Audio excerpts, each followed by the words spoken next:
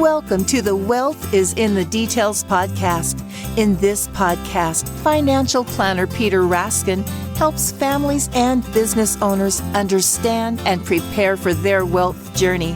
Along the way, thoughtful and detailed planning can provide clarity and confidence as clients confront a multitude of financial decisions. Listen in as Peter shares stories and insight into people's wealth journeys. Now, let's get into today's podcast. Hello and welcome to Wealth is in the Details with Peter Raskin from Raskin Planning Group. Peter, how are you? I'm great, Eric. How are you? I'm doing fantastic. I'm excited you're giving me the reins to introduce your guest today. Yeah, absolutely. So today you have Natasha Heimrath, the Executive Director at Concord Park Senior Living. So obviously we're talking about some senior living stuff today, right? We are. I'm real excited. Natasha is, as you said, the Executive Director at an assisted living and independent living facility, residence in Concord, Massachusetts. So I think this will be a really interesting conversation about assisted living and why people do it and what it costs and how they make the decision and all of that. Fantastic. I'm eager to learn more. Yeah. So Natasha, thank you so much for joining me on today's podcast. Oh, well, thank you for inviting me. It's an honor. Oh, you're welcome. So if you wouldn't mind giving us a bit of a background, what's your path to your current role, your journey? I always ask our guests that question. Well, it's a very interesting question and interesting path. So I am originally from Montreal, Canada. And when I was graduating with my undergraduate degree in neuropsychology, there was a career fair at my university, and they were recruiting. There were a lot of American companies there recruiting Canadians down to the U.S., and I was recruited as one of the first trade nationals under the NAFTA agreement in the year 2000 to come down to the U.S. And I started as a vocational counselor working with autistic adults, helping them secure employment, and worked a lot at Sun Life Financial with those individuals, and was able to do my master's degree at night while I worked there, and graduated with a master's in healthcare administration and human services administration, and then started to work through the spectrum of elder care and the disability world. And so very eclectic background from supportive housing, elder services, council on agings, and then an adult foster care program. And then one day I decided that I wanted to, continue to work within the spectrum of elder care. And I had not worked in assisted living at all. And I had a colleague in the field who was in assisted living, and he had received an email from a recruiter. They were looking for an executive director, and he, passed along the email. And out of respect for him, I called the recruiter, and out of respect for him, she agreed to speak with me. And pretty much the rest is history. Senior Living Residences hired me as their executive director for a sister community, Methuen Village. And I was there for 2 years, and then they moved me closer to home to Concord Park. So I've always been fascinated by assisted living in Massachusetts, and SLR gave me an opportunity. They took a risk on me, and I'm forever grateful. And here I am 6 years later. That's a great story. I love to hear it. We'll get into what senior living residences, what that organization is in a few minutes. But I'm just curious, what made you think that you might be interested in working with elders? What was it that drove you to that profession? So, we get asked when all employees that work for SLR get asked, what's your why? What drives you? What's your passion? Like, why are you in this field? And I always had a passion for working with the older population. I've always been attracted to people who are older.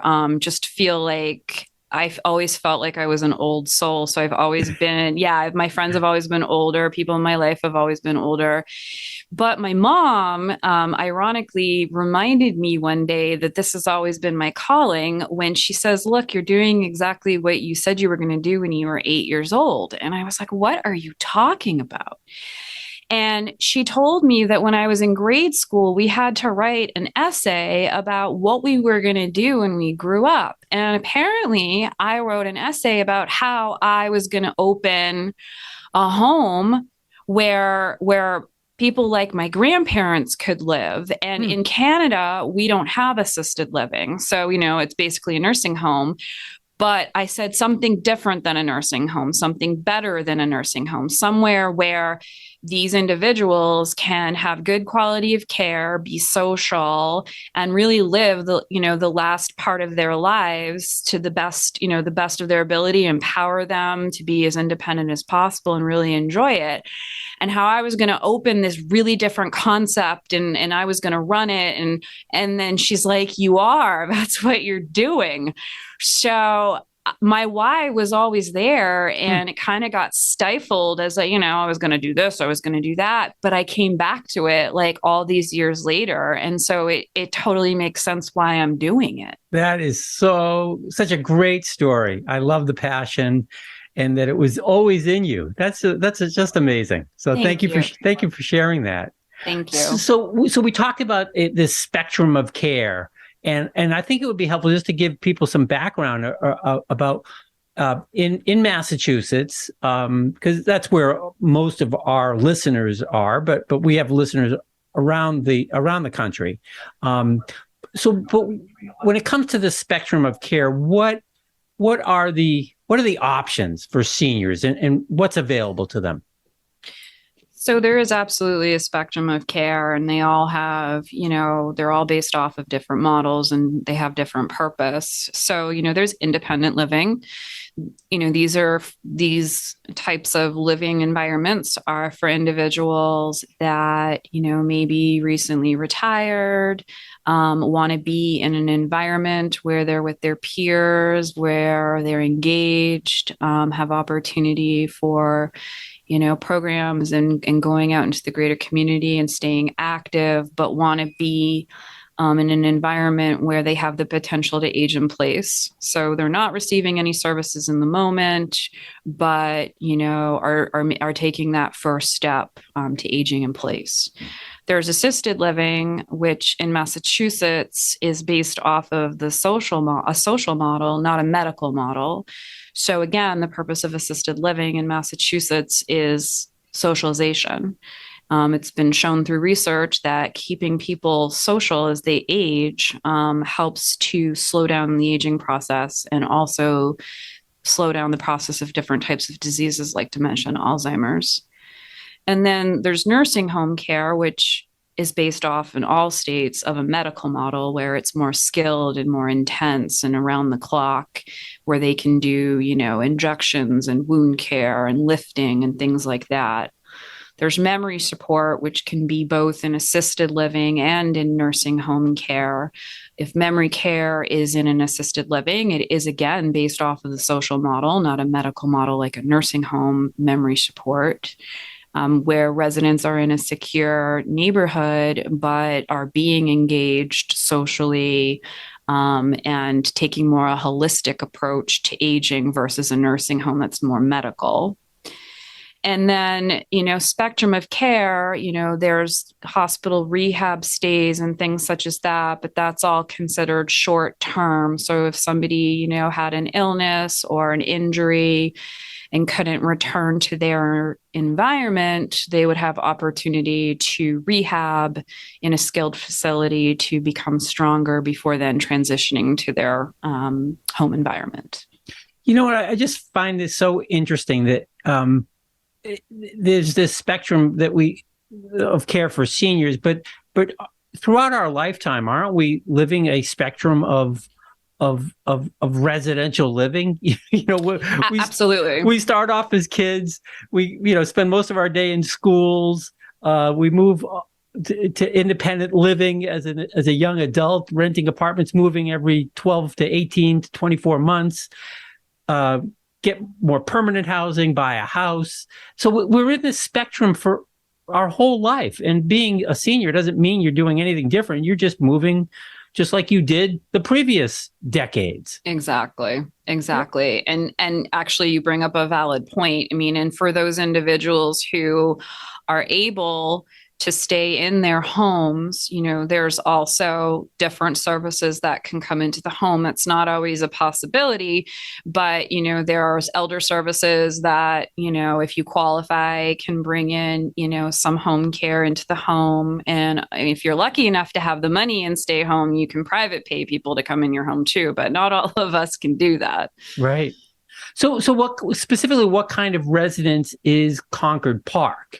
And what are the services Concord Park offers to seniors?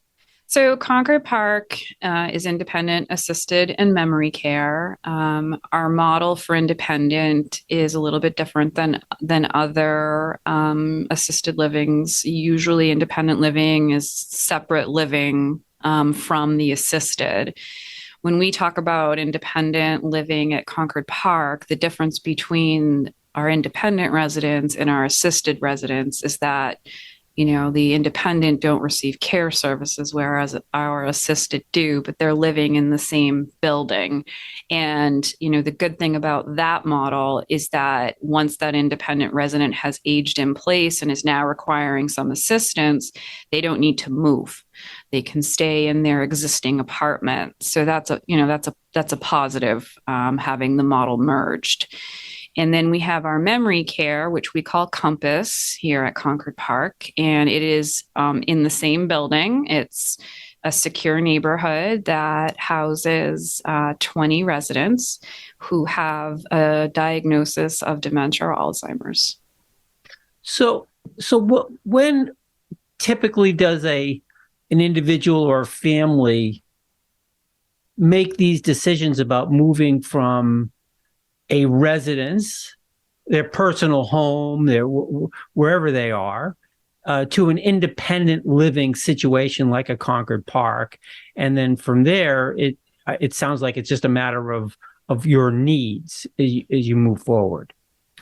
So, unfortunately, most of the time, a process is usually initiated by some sort of event, right? So there's something that's happened that's now triggered a family to say, you know what, mom and dad may not be so safe at home. Something's happened. They've had a fall. They've noticed that the house is, not kept. They're losing weight because they're not eating. There could be a variety of reasons, but usually there's some sort of event that triggers a family to be like, okay, we got to figure this out. We do have those families and residents who are proactive. They're few in between, but proactive in saying, you know what, I want to stay in my home. The reality is I may not be able to stay in my home. So I want to be proactive and have the ability to have choice. And so I'm going to go out and do my research and visit different communities and figure out, what's a good fit for me so that I don't have to go through this process if and when something happens, or I want to be in a place now and age in place so that I don't have to worry if something happens. But typically it's for those reasons that trigger a family to start considering that maybe being at home is not the right fit anymore. It's not safe. It just doesn't make sense. Yeah, I see it just amongst the clients that we work with as they age. It's often an event, and I just personally, I think about my dad, who's 93 now, and we're just blessed to have him with us, and he's doing really well. But he decided, 12, 13 years ago, after my mom passed, that he would move to independent living, and he didn't have any needs then. And he was fully capable of taking care of the house, but he just decided it's time. He didn't want to go up on the roof anymore to clean the gutters. Yeah, no, you're very lucky because Very. it's like pulling teeth, and I love the line, I can't live here. Well, help me to understand, why. Like, is there something you saw or something that you've heard that, is like a barrier to you wanting to come here? And they're like, I'm not old. Right. Meanwhile, you got the 90, and I'm like, how old are you again? They're like, I'm 98. I'm like, oh, well, what would you consider old? So, yeah. My sister and I are very lucky. My dad is, yes. It's been a great situation for him. And I do want to get into more specifics about Concord Park as a residence and what it looks like. So, I want you to talk about that. But before we do that, what are the financial considerations? What does it cost? What about, the future costs of this kind of living? Do these, how does a family work with that? So it's really important, and I say this up front to the families. I'm very transparent when I meet with them, that it's super important that you're doing your due diligence to determine whether or not you can afford, and if so, for how long. So, part of the process is, I do obviously I want families to choose us, but, I'm realistic and want families to, visit several communities and get pricing and get, models of care and what it's going to look like, and figure out, what is your budget. It's super important to know what your budget is and whether a certain community fits that budget. How much does it cost? That varies, depending on what town you're in. Sometimes assisted livings offer affordable programs. Not all of them do. The majority of assisted living in Massachusetts is private pay. And it's at the end of the day, even though it's the resident's home, it's still a business. So businesses need to run, and we need, there are financial considerations of how much it costs to function. And so on an annual basis, it is in their residency agreement, that there is an annual increase. That percentage can vary from year to year depending on costs, staffing costs, food costs, utility costs, insurance costs. So it's hard to point a number, but things that, they need to consider. And then, knowing what your budget is and knowing there will be an average of whatever percentage per year, what does that look like long term? And then being very upfront and honest when you're starting to run out of money, so that we can put a plan in place for next steps if that's necessary. And what can you give me a range of the costs, and does that depend upon at Concord Park what kind of services are required? Yeah, so because we do have the capacity to accept independent residents, we have a base rate. The base rate is the apartment. That rate depends on the size of the apartment. So we do have studio apartments and 1-bedroom apartments. So you could be looking at costs anywhere from $6,400 a month all the way up to close to $10,000 a month, depending on the size of the apartment. And then, there's care, and that care is based off of an assessment that our wellness nurses will conduct. Our care models are triggered by need, not by specific, like they need help with X, Y, and Z, and it's going to take, this many minutes, and that's what it costs per minute. That's not how we operate. So there's care models, and it's based on needs. So there's that price. The good thing about the base rate is it does include their 3 meals. It does include their weekly housekeeping. It includes some of their laundry services. It includes transportation in our van and all of our programming, access to our wellness team. And, it can be as low as you need it to be, but you have to be open to being in a smaller apartment, or you can have a big 1-bedroom, so things to consider. But, assisted living is expensive. I mean, It just is the reality.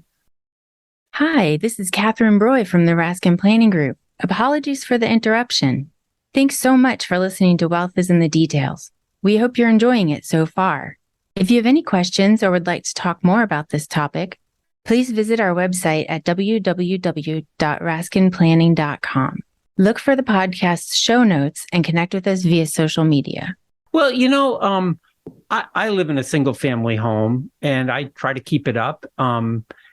And it's expensive to run my home. Sure. You add it all up. The taxes, the insurance, the upkeep, the maintenance. I mean, it's a lot of money. Sure. And I would imagine that most of your residents are coming from single family homes. Not all, but I would think most. And maybe I'm wrong, but that's what I would assume.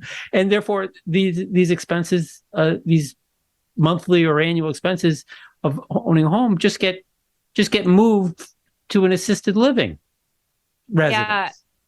Yeah, right. And the thing to note is that they don't have to worry about all the bills anymore. So I had a family in last week that was like, okay, so what about the utilities and the taxes and the this and the that? And I said, you don't pay taxes living here. All the utilities are included. You are writing one check a month to Concord Park, and it's covering essentially everything that you need. So it also consolidates everything and makes it easier to manage. Right. So is your model fairly typical in the industry? Are there other models where there'd be a large upfront cost of purchase? They purchase an actual unit? Yeah, so that's a great question. So our model is we do have a one-time fee like a lot of assisted livings do. Ours is a health and wellness and service plan development fee, and it goes towards the initial assessment and care plan development, as well as chasing down the prospective resident's physician for medical forms. Other assisted livings may call it an entrance fee or a community fee. But otherwise, we are a month to month. They sign a 1-year residency agreement.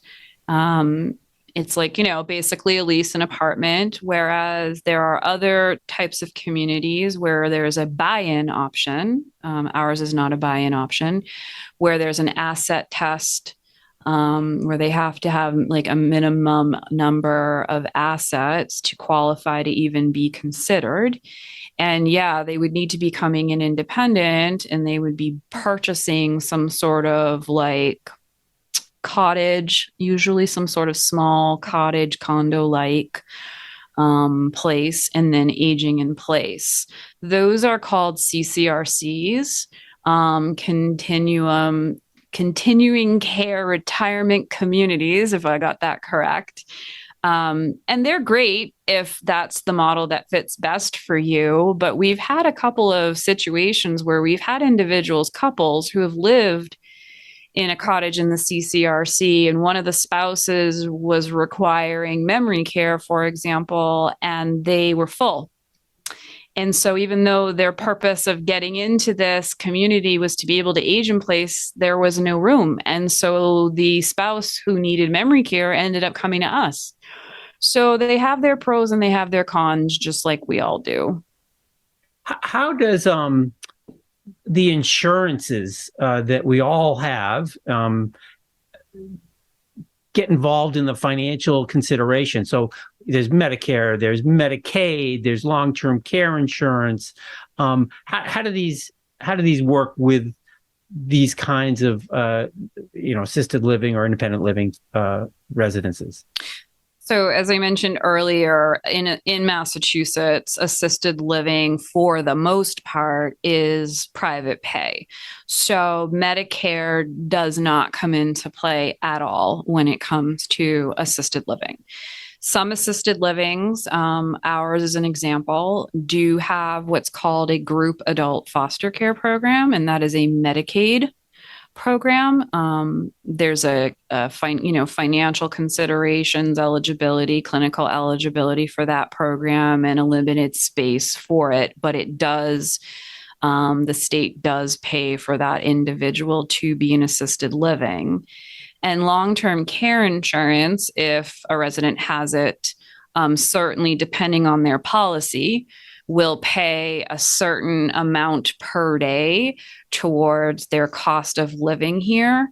The families manage that process in that they pay us first up front, and then they submit for reimbursement through their loved ones' long-term care insurance.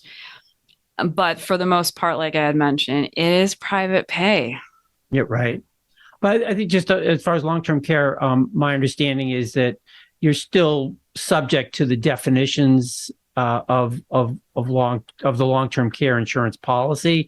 So that, and those are typically if you need assistance with 2 out of 6 activities of daily living. So you could be in independent care, you could be in assisted living and not receive any benefits if you don't qualify for them. Correct. And that's a frustration a lot of the time of the families. They're frustrated because, their loved one has this policy, and they're living in assisted living, but they're not receiving any services. And so, trying to educate them to let them know that until mom or dad is requiring assistance with at least 2 of those, like you said, ADLs, activities of daily living, that insurance company is not going to open the policy. Mm-hmm. So.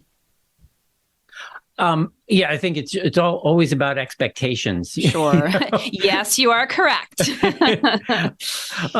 Natasha, so let's talk specifically about Concord Park and what makes your residences different. I want to hopefully paint a picture for people who never been to an independent living or assisted living, what they could expect, what they would see when they walk in, what are the residents doing, what are the services you provide? So Concord Park has been standing since 2001. So we are a well-established community. I always say to families when I'm touring them that I believe Concord Park offers the best of both worlds. And I usually say this when we're stepping out back. And I say this because we are located in the heart of West Concord. And so out front is downtown West Concord, Massachusetts, which have the cutest little shops and restaurants. And so I call that quote unquote city living.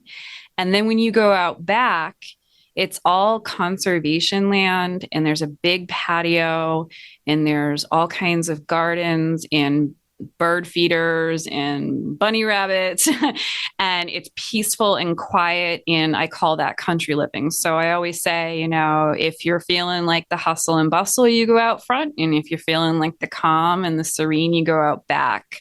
So residents, depending on their mood, you can tell because they're either in the front or the back of the building. We're finishing up now. We're on the home stretch. We've been in a renovation project for the last 3 years. With our building being over 20 years old, it was time to spruce it up.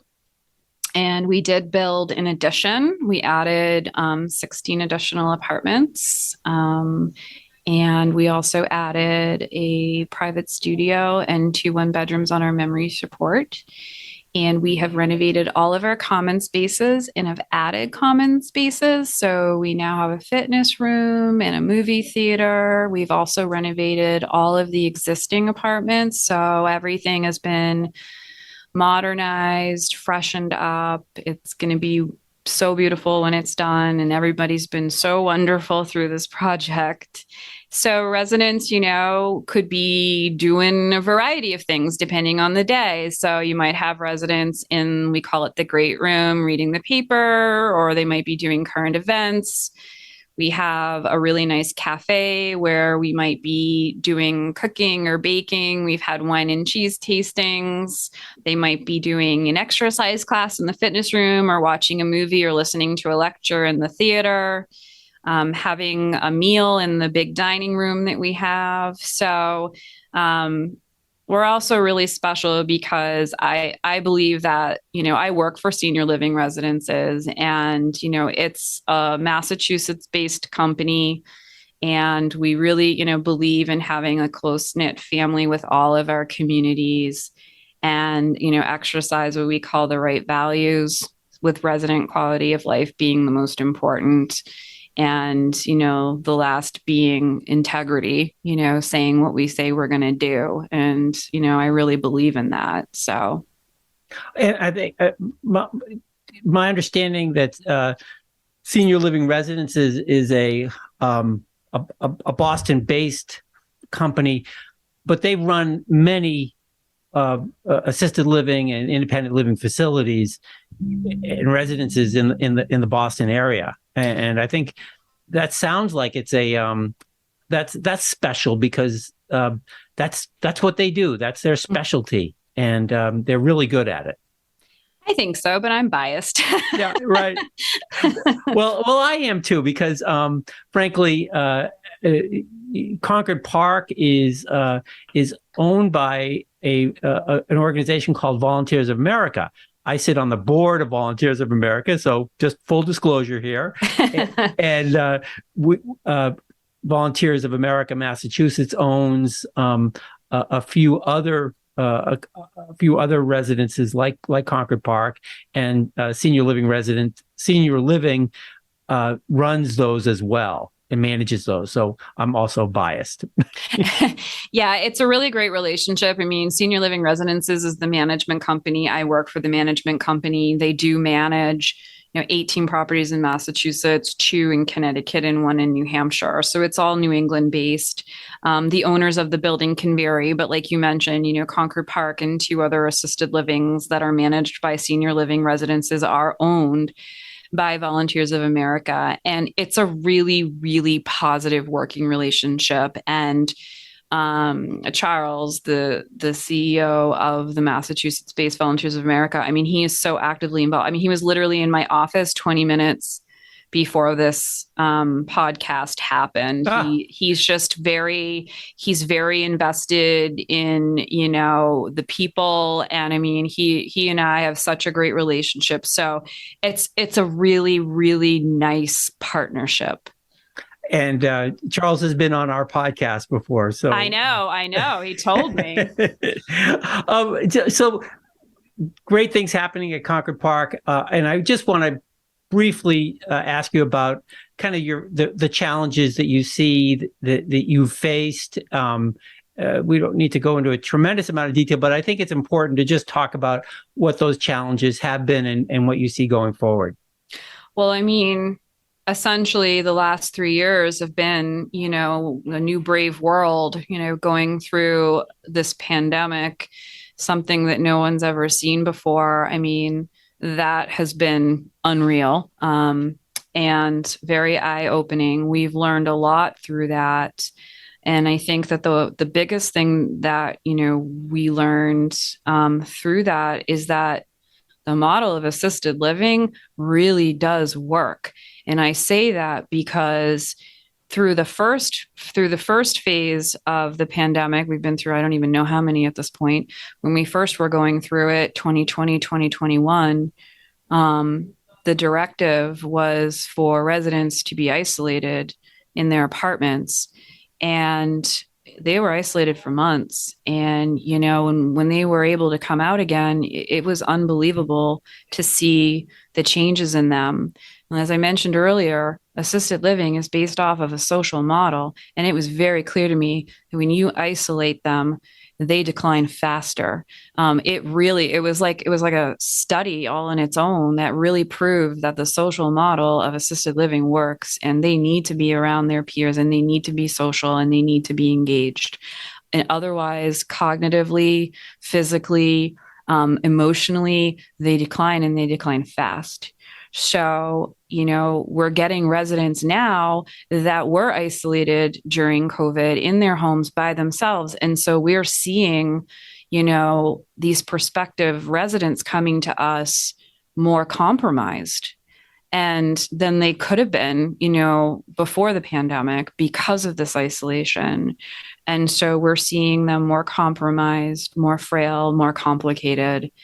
So that's been an incredible challenge that, it continues to face us today. And, restoring, there was a lot of controversy during the pandemic with community living, so there's a fear factor and a stigma about community living. And so, working with families to show them that community living is actually safer in some respects because we have so many regulations and protocols and, safety rules that we have to follow and infection control that we have to follow and testing regimens. And you're also, in a social environment, so you're not being isolated. The motto that we learned through this is isolate the sick, not the healthy. And so we've really learned a lot through this. So people who are healthy can still go about as normal is these days. And we isolate the sick and manage them that way. So the challenges continue. I know a lot of assisted livings, struggle with their occupancy because of the pandemic, and it's, we're still in recovery mode, I think, even 3 years later. Yeah, but it was a super challenging time, but the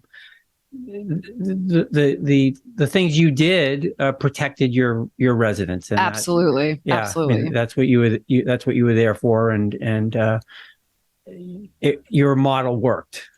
So. On behalf of lots of families, thank you for that. Oh, my pleasure.